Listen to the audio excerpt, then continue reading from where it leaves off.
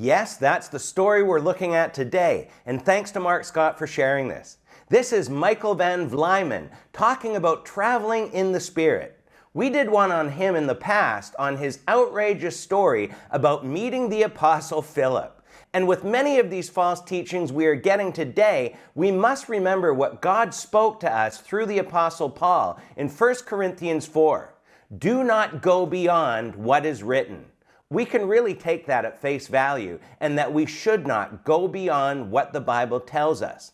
But in context, this was a time when the Corinthians were dividing into groups that followed one teacher or another. In this case, Apollos and Paul. His message was that no other source is as authoritative as the Bible. So things shouldn't be based on feelings, opinions, spiritual experiences, or anything else. If it's not biblical, it's not true, period. But unfortunately, that's what we see happening all the time in the New Apostolic Reformation. Things are based on wild experiences and crazy stories that are not supported by Scripture. So, let's listen to his story.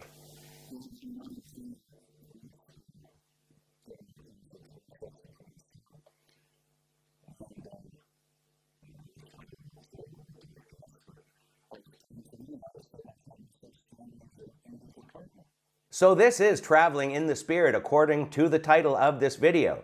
And as we just read, we are not to go beyond what is written. And traveling in the Spirit is not something we are taught in the Bible.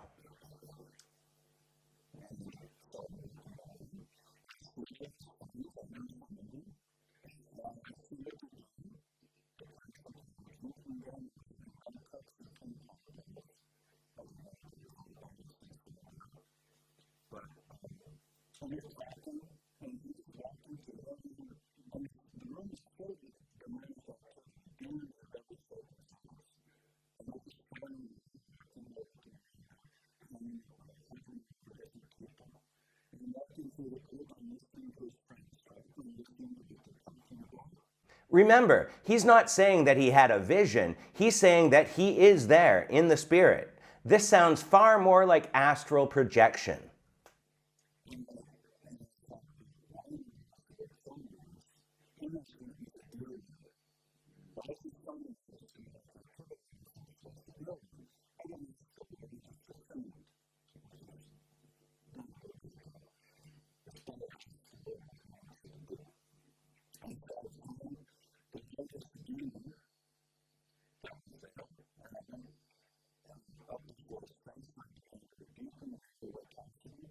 Once again, there's nothing in Scripture that teaches us about rebuking demons in different ways.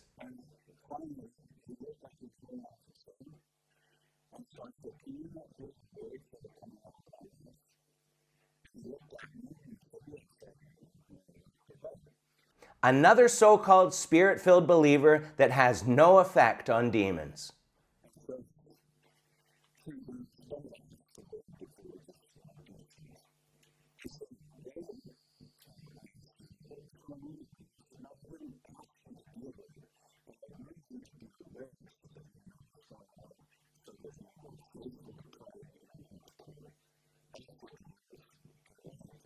So apparently it was God that caused this spirit travel to happen.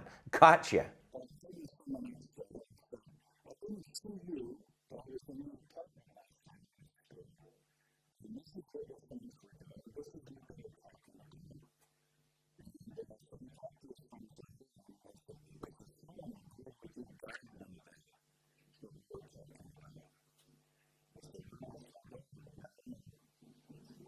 You gotta know him, because he travels in the Spirit all the time and looks in on situations. You know, like all Christians do according to the Bible.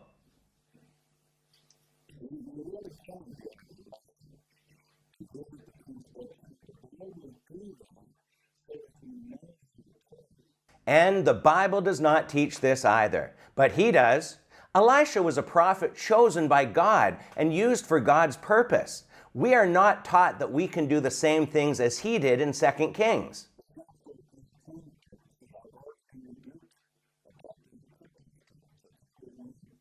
And people are rebuking you about this because it's a wacky story and you're using scripture out of context.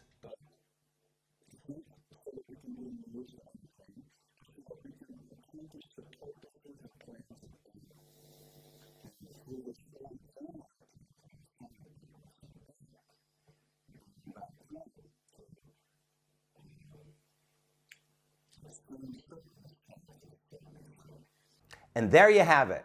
This is a perfect example of someone going beyond Scripture with a supernatural story that can't be proven. He uses one abstract scripture to make it seem like this is something normal that can happen for all of us.